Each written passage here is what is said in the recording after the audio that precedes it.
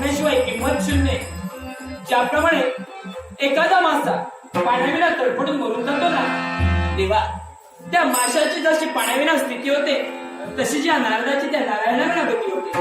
जसा तो मासा पाण्याविना दूर राहू शकत नाही, तसाच हा नारळ तुझ्याविना दूर राहू शकत नाही, तुझ्याविना दूर राहू शकत नाही. मासा तळमळे पाण्याविना